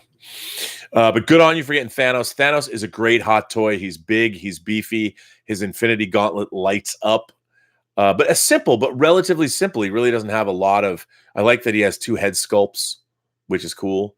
And I like the Infinity Gauntlet. And I like the fact he came with different hands. It's a great figure. But now I can't decide. I'm trying to redo my Hot Toys display, which I eventually am going to turn around the camera on and you'll be able to see. Which not even all my Hot Toys, just some of them. Alexander Wilson says, are you saying fans of the franchise should run them because that doesn't work in sports? Look at the Lakers. Janine Buss is more of a fan than a leader. No, here's the thing. I don't think that fans should run franchises. I mean, I'm flattered when people say that I should run the Star Trek franchise.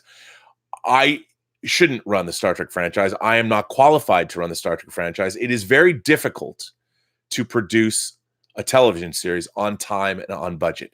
It is a very specific skill that I think I'm actually a pretty good producer. I really do. I have not done anything in my life that warrants being put in charge of a TV series, but I definitely could be part of the team that was in charge of a TV series. Budgeting and scheduling a TV show would not be my choice, although I could participate in it. But I think I wouldn't run the writer's room because I'm not a WGA writer, but I would like to be a creative producer, do half of what Rick Berman did. As if I was the purveyor of a franchise, if I somehow controlled a franchise, like if I was ever able to get my comic book off the ground as a movie or TV show, I would definitely position myself as a creative producer where I'd be calling the shots on certain creative elements, working with the writers and making sure that the tone was preserved, that the canon was adhered to. Because I don't think fandom necessarily also, fans would not make the best decisions. I love that somebody tweeted to me, they said they would love to see, they wanted to crowdfund something where they would get 10 of the biggest Game of Thrones fans and put them in a room to try and write the 8th season, to rewrite it and watch what happened. And I agree with that. I don't think necessarily fans are the best people to be stewards of the franchises, the ones that we love, because I think people who are fans who are also professionals can be a great synergistic relationship, but it's rare. It's tough. John Centris Word Balloon says Sean Patrick Flannery should do one indie film. Yes. Look, I loved Sean Patrick Flannery. I did. I don't know if he'd be a good Indiana Jones now, but you could. I mean, that would be interesting. I do want to see Harrison Ford. I want to see the old Indiana Jones movie. I really do. I think that could be something that could be really, really, really fun. We'll see. Sebastian says, will we get a full-length theatrical Star Trek movie? Well, I'll tell you, Bad Robot killed the theatrical Star Trek movie by making Star Trek films that did not earn out. Now, everyone throws back at me, oh, Star Trek 09 and Into Darkness, they were and even Star Trek Beyond, they were the most successful Star Trek movies ever made. No. Based on the cost to earnings ratio, or whatever you want to call it, they weren't. Even though you could look at box office dollars, those films, there were much higher hopes for those movies. And none of those movies broke $500 million domestic for worldwide for the amount of money they spent. And here's the thing. Star Trek has never traveled foreign.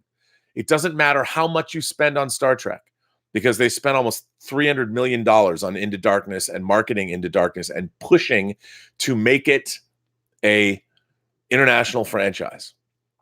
Star Trek has never been an international franchise. It's done okay in Japan. It does well in France and Germany and the UK. And that is pretty much it. It's not an international franchise. It can never make the money. It doesn't matter how much you throw at Star Trek. You're never going to make it that kind of a franchise. What you have to do is you have to make a Star Trek movie, a great Star Trek movie, economically. You don't spend. Even J.J. Abrams was famously quoted as saying, and I don't know where the quote is. You'll have to look it up. It might have been in an interview where he said that these movies were very expensive to make. Why are they so expensive to make? Well, they made them expensive to make. And look, I don't think the classic Star Trek movies would pass muster with today's audiences. There's not enough flash, but you've got to find a happy medium. And Star Trek movies are traditionally story driven. So, like, for instance, I'll give you an example. Star Trek Into Darkness opens with the Enterprise underwater because J.J. Abrams wanted the cool visual, which I thought was dumb, of the Enterprise rising up out of the water. Why did you need that in the movie? It had nothing to do with the plot of what's going on. You want to have a primitive society and Spock trying to stop a volcano from erupting. That's pretty cool. But if I was making that movie, I would have cut out all of the scenes of the Enterprise underwater and leave the damn ship in orbit. How much money would you have saved? And if you take that and apply that thinking all the way through Star Trek, you could have made those movies a lot cheaper. Whenever they could have cut corners or they went way overboard spending money to make these movies look the way they looked, and they should have spent more money on cogent storylines. I mean, Into Darkness, wow. But that's just me. I don't know if we're going to get theatrical Star Trek back. I think if I controlled the Star Trek franchise, there are two things that I would do with the Star Trek franchise right now, theatrically. Two things. One, I'd spend $10 to $15 million. I would restore the director's cut of Star Trek: The Motion Picture to 4K. I'd put it out theatrically in IMAX theaters for its 40th anniversary, which begins December 7th of this year and continues on for a year. I would do that because why not? Follow what Warner Brothers did with 2001, even though 2001 only made $3 or $4 million at the domestic box office. I still think you could do that. And then you have a new 4K version of Star Trek: The Motion Picture. You have the director's cut. You can release it. You have it for streaming forever. I would do that. And then I'd make a new Deep Space Nine movie. I would make a Deep Space Nine movie and I'd spend $65 million on it. That's what I would do. Even cheaper. But they won't do that because there's no money in it for Bad Robot. Suthius said, "Hey, Mr. B, 3 episodes of Chernobyl. Wow, craziness. I can't imagine being there when it happened. It shows that sometimes some people in high places have no business in handling certain times of crisis." Suthius, for those of you who don't know, Craig Mazin, who I actually got to work with on the specials, who for a time I didn't appreciate Craig Mazin. We actually worked in an ad agency together in the mid 90s. Craig Mazin is the genius behind Chernobyl. He's done a phenomenal job with this show. If you want to watch something that will make your flesh crawl, Chernobyl is it, which is it's a docudrama about what happened it shows you the Chernobyl disaster occurring and then what happened in the aftermath and how it was just because of Soviet Russia, because of everything that went on. And it is bone chilling. And it made me realize that the way the United States government is run, we have so many people that were never put in positions by the Trump administration. There's many parts of our government that are completely rudderless. Since Trump took over as president, whatever you think of him and what the job he's doing, there are many positions in our government that were never filled by the Trump administration. And it made me think. It really frightened me watching Chernobyl. It's one of the scariest things that I've ever watched. It was hard to watch. There's scenes in the first episode that make your flesh crawl and knowing what radiation does to people. I love Chernobyl. Kudos to Craig Mazin for doing it, for writing the episodes, for getting the show made. Craig wrote some of the Hangover movies, amongst other things, and he's directed a few films. He directed The Specials, that movie I work with him on. And Chernobyl is a fantastic show.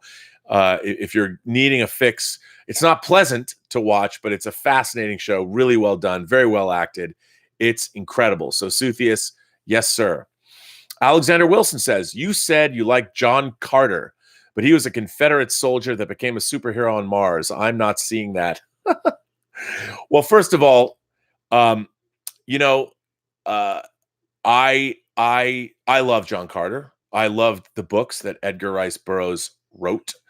And look, it does not bother me that people that lived in the South at the time that were part of the Confederacy, they joined up and fought for their side. Do I think the Confederacy was correct? No. Do I think that they should have seceded from the Union? No. Do I believe in slavery? No. Slavery was horrific. I mean, 12 Years a Slave does a pretty good job of showing you exactly why it was horrific in graphic detail. But we had slavery in this country for hundreds of years. Hundreds of years. It's insane. Well, maybe not in this country, but in North America, it was horrific. And before the country was even existed, we had slavery here. And it's just horrific the way people were dehumanized. But the fact that he was a Confederate soldier doesn't bother me. That was just a story point. There were Confederate soldiers. Many of them lived beyond the war.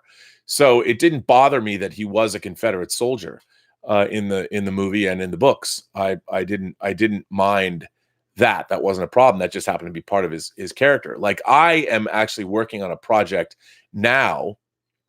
I'm not going to say what it is, but something I'm doing that I hope that all of you members of the Post-Geek Singularity will be hearing about in the coming year. But if I can arrange it, there's also a Confederate soldier who plays a role in this story. Now, it doesn't bother me that, because being a Confederate soldier was just part of his what he was. I think that what happens to him in the book, A Princess of Mars, and what happens to him in John Carter, which is an adaptation of the book, A Princess of Mars, it has more to do with humanity. And if somebody can fight for the wrong side, and a side I find reprehensible, and then still find their humanity, I think that's not a bad thing. I don't think that you should not watch John Carter of Mars or John Carter because he was a Confederate soldier. Because they were here.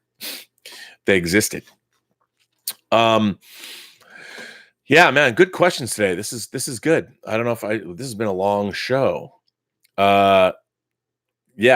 Oh, Captain Robert April says, I was in the UK when Chernobyl happened, aka downwind. Yeah, it's pretty shocking what happened there. Nay says, someone said it before, that term has been around since the beginning of the internet before me. I don't know what that was.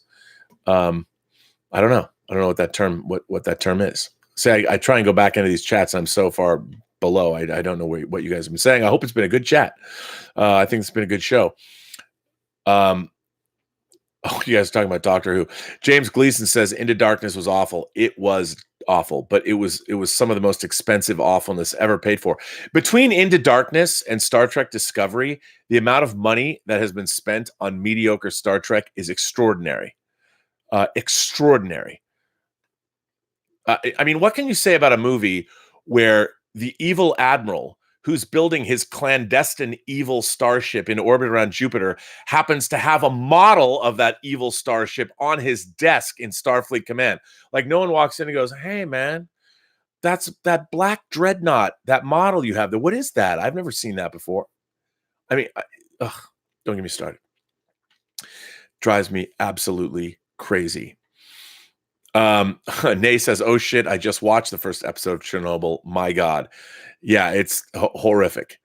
Trinidad the Island Man says, you said it, Rob. We are ripe for takeover. Yeah, we are. It's funny. I mean, everyone talks about Russian hacking in our election. The Russians are hacking our entire way of life every single day on the internet. And what's funny is they laid all this out. I watched a clip of a Russian intelligence officer from the 70s that was talking about destabilizing our way of life and inciting violence in the United States. It's all here. It's all been going on as if it hadn't happened before. That's what's so weird. I mean, and by the way, give it up. I give it up for the Russians and the Chinese and whoever else is hacking our culture, because why not? If we're not gonna take care and be ever vigilant, if we're gonna be that dumb, then we should get taken down. I don't want to see that happen. But I mean, we're not getting smart about it. You know, there's just more dissent. We're fomenting more idiocy in our own country. I mean, my God, have they done a good job? They're taking us apart piece by piece, and they don't even have to fire a shot.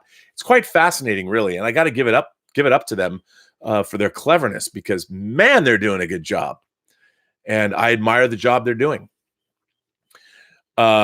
Suthia says, the only woke I know of is when my boys wake up at 4 or 5 in the morning. Why are you up this early? You going to work? Great. Now I'm woke. Yeah, I've always, because of the original Star Trek, I've always found I like people of all shapes, sizes, colors, creeds. I mean, people. I love people, honestly, of all kinds, of all dispositions, of all backgrounds. I find people to be our most valuable asset. And even when somebody doesn't disagree with me, or if somebody does disagree with me, or I disagree with them, I try and listen to what they're saying. I want to know where they're coming from, because a lot of people are coming from that direction. I think that really what it comes down to is I don't disagree with the concept of being woke at all.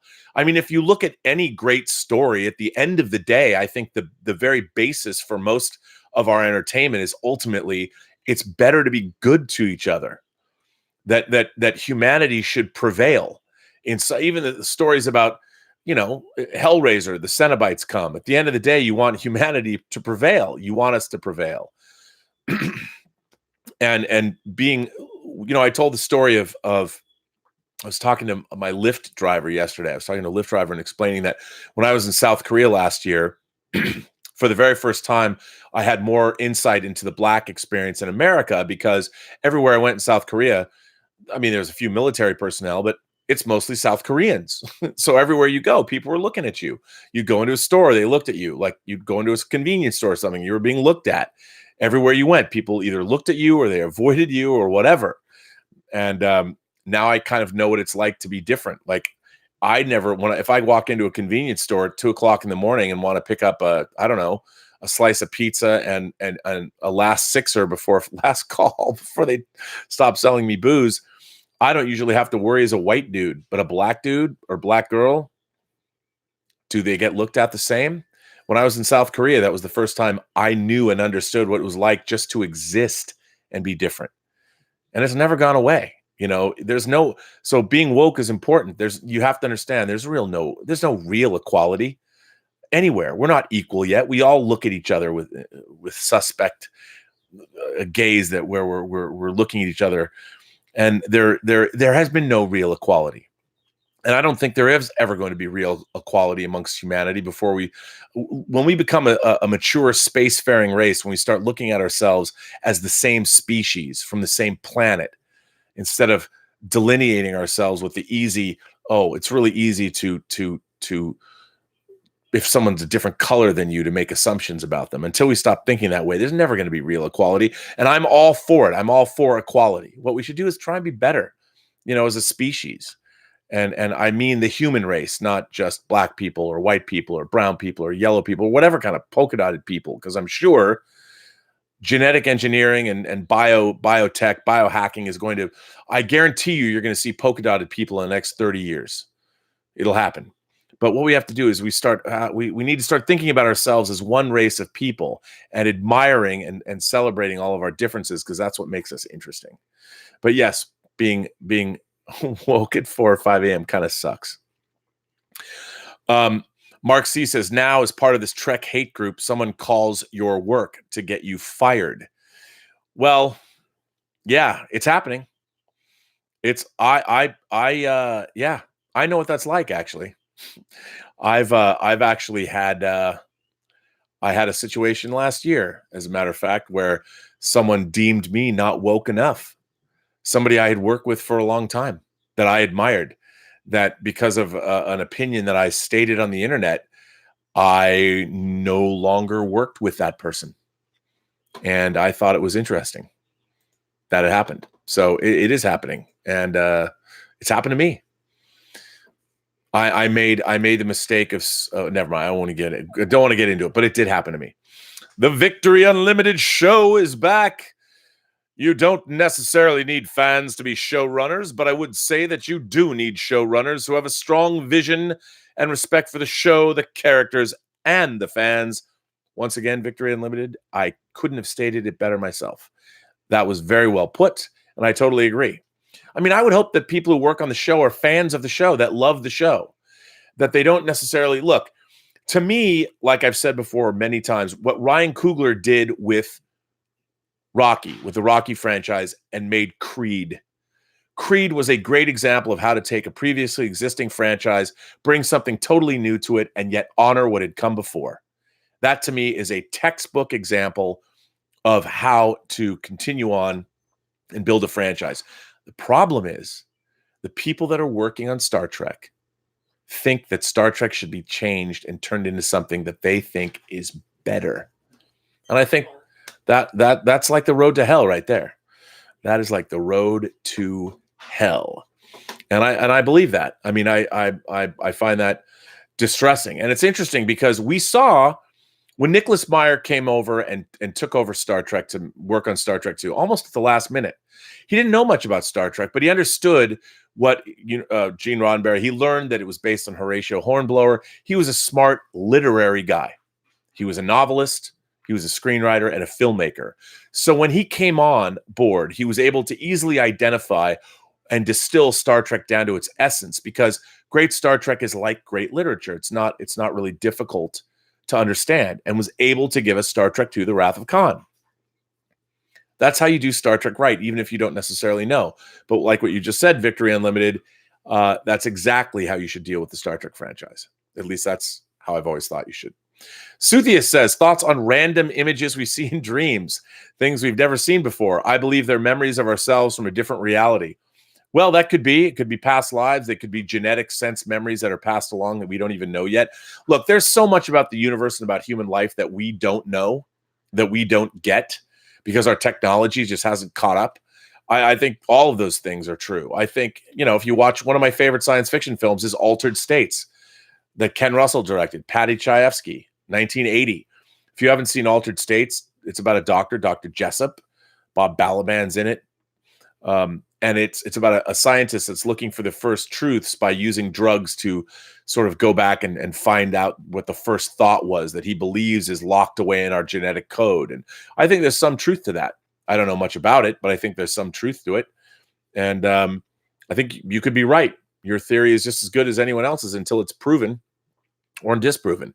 But I like that idea. I think our minds are much more complex than even we realize. So yeah. Stub McShave says, concerning Chernobyl, I wonder what it would be like if another country made a movie or TV series on an American disaster. How would people react? I don't know. Like 3 Mile Island or something. It'd be interesting. We just talked about the Civil War. What would a foreign country's movie about the Confederacy look like? And it's interesting because it's not totally like this, but if you go back and you watch Sergio Leone's movies, Fistful of Dollars for a Few Dollars More, and especially Good, the Bad, and the Ugly, they deal with the Civil War America, even though it's not really Civil War America.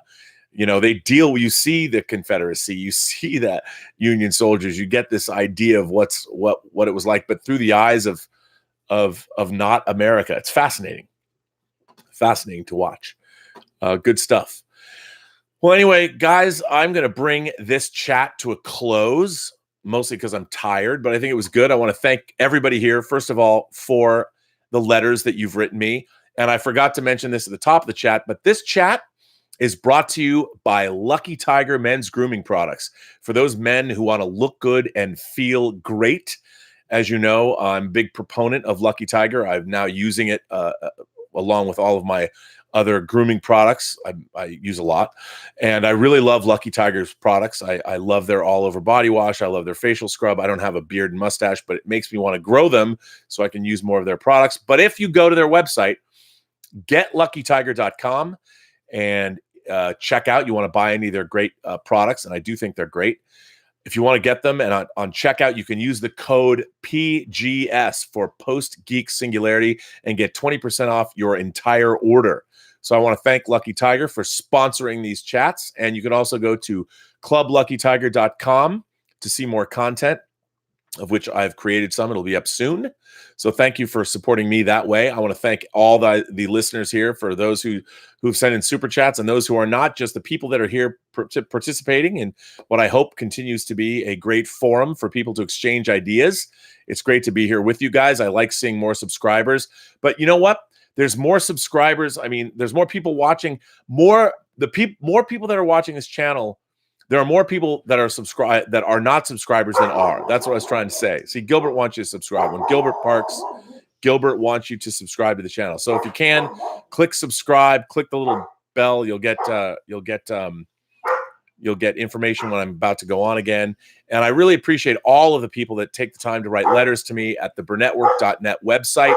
Keep sending them in. And if you have more to share and you want to put things in the imagination connoisseur gallery, such as artwork, pictures of your cool tattoos, stories you've made, videos you've made, whatever you want to share, please send those to us at the website as well. And it's great. This community keeps getting bigger. I keep getting more and more interesting letters, a lot of positive feedback, some negative feedback too, which I welcome. If you have negative feedback, you hate the ground I walk on, you can't stand the sound of my voice, you hate my face or my hair. I did see somebody in Houston last week that actually came up to me and said, I really can't stand you. I hate everything about you. I hate your face. I hate your hair. Sometimes I just want to use my teeth and bite your nipple off. That's no lie. Turned out that guy was actually a fan, but he did say that to me when I first met him, and I was a little taken aback because he was a little inebriated, but I still appreciated the conversation. I just want the conversation to keep going. You can also go to the Post-Geek Singularity Facebook page. There's more and more conversation going on there, so please visit that whenever you can. And remember, every person you meet has a story to tell that you have yet to hear, and all you have to do is listen. And with that, I'm out of here on this Friday. Enjoy your Memorial Day weekend. I will, of course, be around all weekend. I'll be doing shows Saturday, Sunday, and on Monday. And hopefully you will be here and we'll have more interesting conversation. And who knows what's going to happen? Who knows what's going to drop? But I'd love to hear comments. I'd love to hear anything you have to say. Share them everywhere. And I very much appreciate this, you guys, you imagination connoisseurs of the Post-Geek Singularity community, because I think it's turning out to be something pretty cool, pretty special that I had no idea was going to arise when I started this thing. And maybe Willow Yang will write more reviews of Star Trek episodes because I want to read them. So thanks very much, everyone. And as always, have a better day.